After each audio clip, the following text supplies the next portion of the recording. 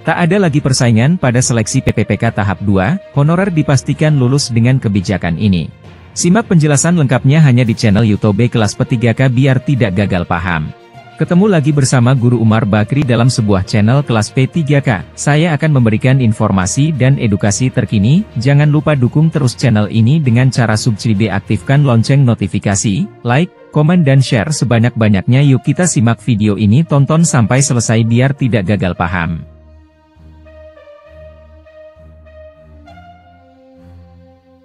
Tenaga honorer yang mengikuti seleksi P3K tahap 2 tinggal menunggu lanjutan proses pengangkatan jadi aparatur sipil negara (ASN). Tak ada lagi persaingan. Honorer yang mengikuti seleksi P3K tahap 2 dipastikan lulus dengan kebijakan ini.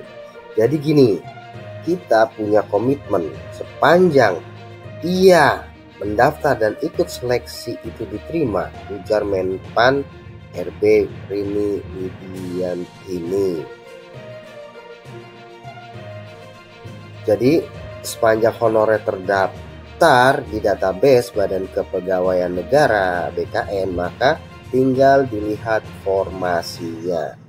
Jika masih ada formasi yang tersedia di instansi, maka diangkat jadi P3K penuh waktu. Hal itu menjadi salah satu kebijakan yang ditetapkan. Jadi sepanjang honorer terdaftar di database Badan Kepegawaian Negara (BKN), maka tinggal dilihat formasinya. Jika masih ada formasi yang tersedia di instansi, maka diangkat jadi P3K penuh waktu. Hal itu menjadi salah satu kebijakan yang ditetapkan oleh pemerintah. Nah, Kepala BKN Judan Arif menjelaskan rangkaian lanjutan proses seleksi P3K tahap 2 diselenggarakan pada April 2025. Kemudian ia menambahkan bahwa direncanakan proses seleksi P3K tahap 2 rampung pada 31 Juli 2025.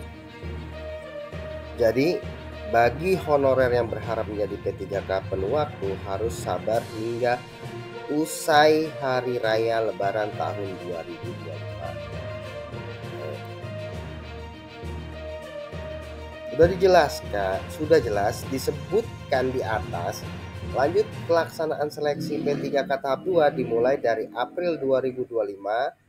Pada seleksi tahap 2, pemerintah fokus pada penugasan tenaga honorer diangkat menjadi P3K sebagai bagian dari ASN. Hal ini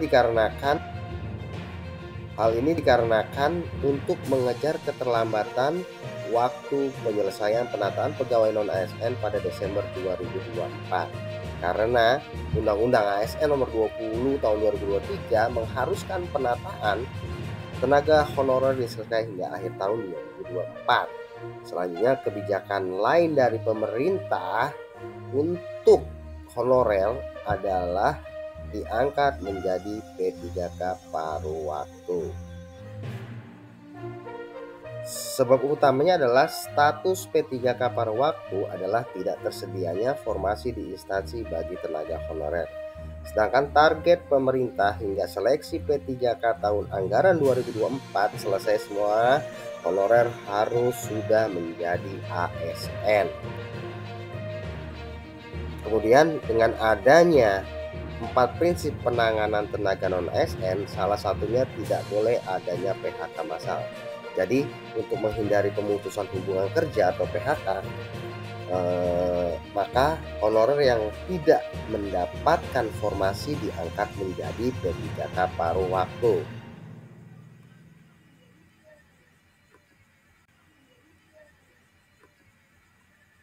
Kalau pakai istilah lain, itu nantinya akan berbeda konsepnya, terasa tidak menjadi ASN. Maka kita menggunakan istilah P3K paruh waktu, ungkap Deputi Bidang SDM Kemenpan RB Aba Subagja. Kemudian kebijakan lain, jika honorer tidak menerima status P3K paruh waktu maka dianggap mengundurkan diri. Hal itu sudah ditetapkan dalam keputusan Menpan RB nomor 16 tahun 2024.